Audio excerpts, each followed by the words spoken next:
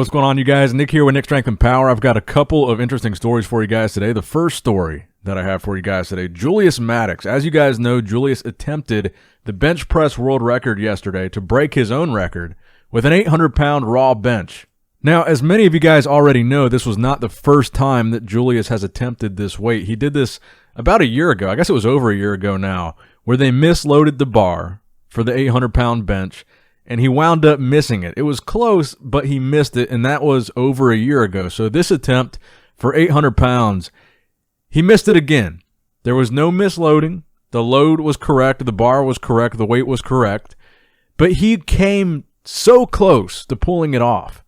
So I've got two angles for you guys. The angle that you were just watching from the side, kind of, the back to the side, and this angle from the front where you can see how close he is to passing the actual rack point of the bench itself, and it looks like he really only comes like an inch or two away from completing the lockout of that lift. It was the lockout portion that he seemed to struggle with. He got it off his chest relatively quickly. It actually seemed like it was moving pretty quick until it got to that point. Now, we know that this isn't going to be the last time that he's going to try to break his own record. We know that CT Fletcher is putting together kind of a bench off, which I believe was scheduled for January of 2022, of Julius versus Daniel Zamani. Daniel Zamani is the guy that has came very close to Julius's record in a very short amount of time. He recently benched 352 kgs, which is very impressive, and like I said, I think he's the only guy to have benched that heavy raw besides Julius Maddox. So they're going to have a face-off in 2022, so this was not going to be the end of Julius's attempts, and I still believe that if anybody is ever going to bench press 800 pounds raw, that Julius is going to be the guy to do it. Now, we did see just a couple weeks ago with Larry Wheels, Julius missed a 790 attempt, so 10 pounds under the world record attempt, so who knows to what degree that could have messed with his psyche going into this lift. But in any case, I still think that Julius is going to do it. It's not a matter of if, it's just a matter of when. So thumbs up this video if you still think that Julius has the 800 pounds in him at some point. Now, next up in the news, let's get to some physique updates here. Now, Nick Walker is no stranger to posting frequent physique updates, so we pretty much see something new from Nick Walker damn near every day. So this physique update in particular, the reason why I wanted to point this one out is because at this point in his prep, I believe it's hard to believe we're already 4 weeks out from the Arnold Classic, and I believe 6 weeks out from the Olympia. So Nick is getting very close to competing again. We last saw him at the New York Pro, which he won to qualify him for the Olympia, and now he's gearing up for the Arnold Classic. His first Arnold ever, and a lot of young guys, especially the younger fans, have him as their favorite to win the Arnold Classic. I've seen this surprisingly more than you would think in the comment sections. The younger audience for bodybuilding is really, really behind Nick Walker as like the next big champion in bodybuilding.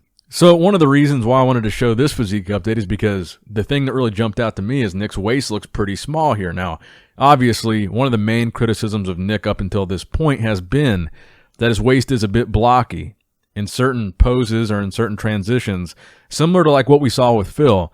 When they start to breathe heavily and when they start to get in those transitions between poses, sometimes they're not as mindful of their midsection. And that's the biggest criticism that I've seen of Nick. And that's the biggest thing that I've seen in my comments. I've seen it in his, the blocky thing and the midsection thing.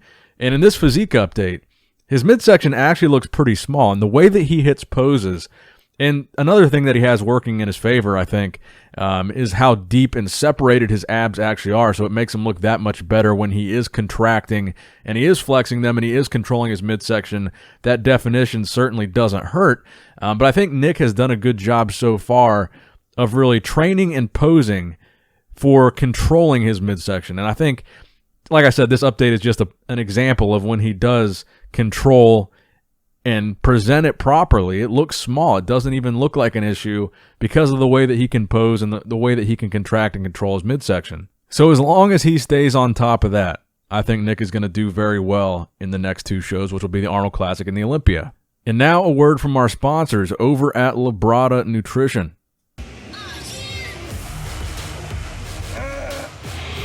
Come on.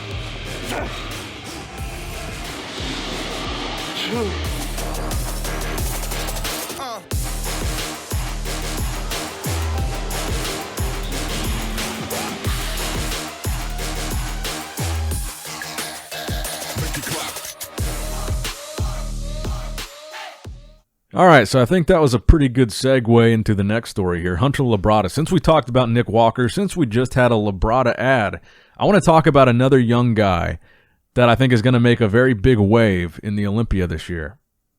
And really, there's three guys that I think everybody is kind of focusing on. If we're talking about young up-and-comers, you've got Nick Walker, who we just talked about earlier in this video.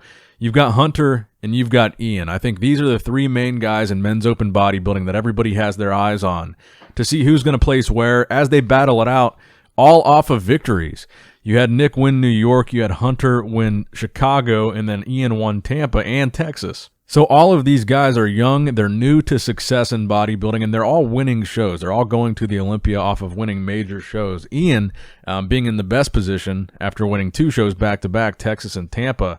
But like I said, Hunter winning Chicago, and of course Nick winning New York. These are no small accomplishments. These are really big shows that these guys are winning. And like I said, they're all young and they're all coming up. So these are the physique updates of Hunter.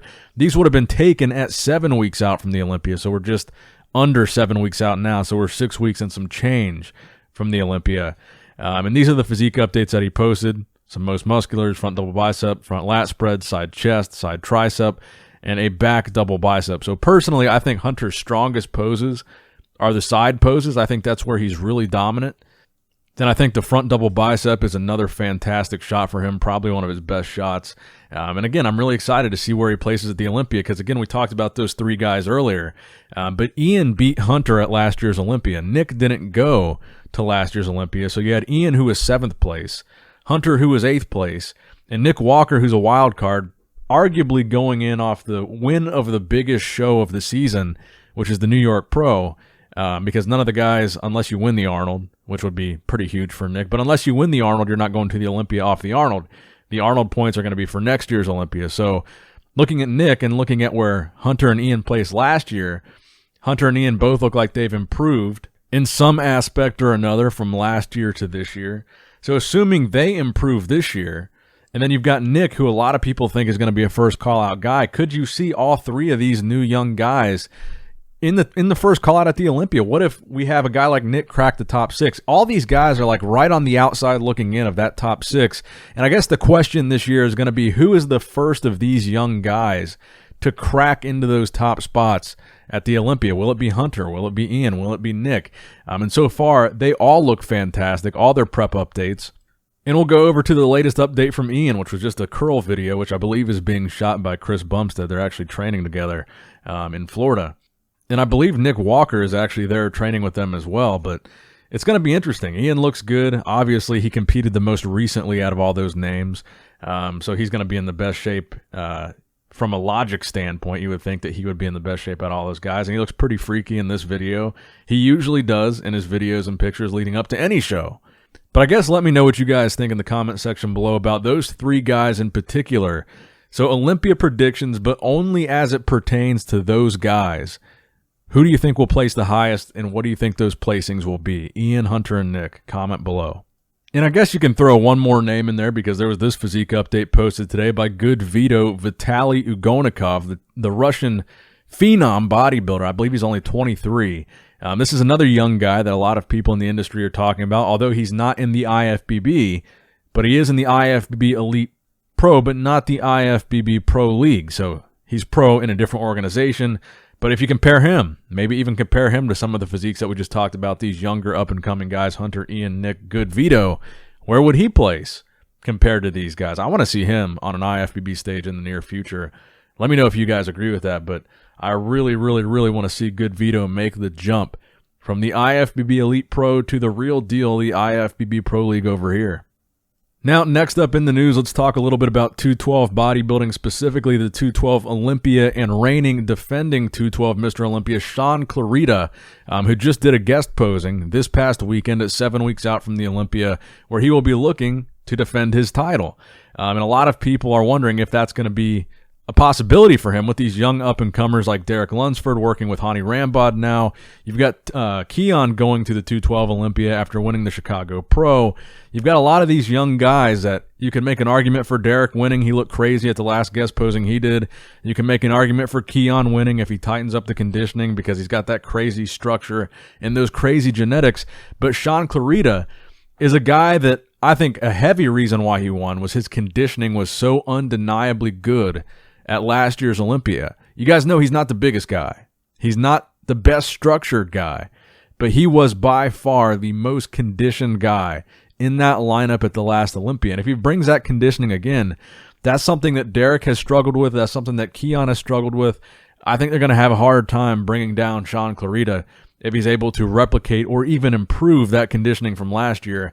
Because in my opinion, Shaun Clarida's conditioning last year was like game changer level good. He was like, when he came out for prejudging, hands down, I had him as the winner. Now, Kamal was in really good shape too, but I think between the two, I preferred how Shaun looked. So I guess draw from this guest posing whatever you can about the potential of the conditioning that Shaun might bring at the Olympia. That's, I guess, the question that we're all asking. Because if he came in off, I don't think he would be able to defend. But if he keeps bringing that kind of conditioning, that's the type of physique, that's the type of conditioning that you just can't beat. And imagine if you had Keon coming in with the conditioning that Shaun had last year. I mean, forget about it. But Shaun looks good to me so far. So that's going to wrap it up for the video today, guys. I hope you did, in fact, enjoy it. Please give it a thumbs up if you did enjoy it. Please subscribe to the channel if you have not subscribed yet already. As always, I love you guys. Appreciate you guys. Nick Strength and Power, signing out.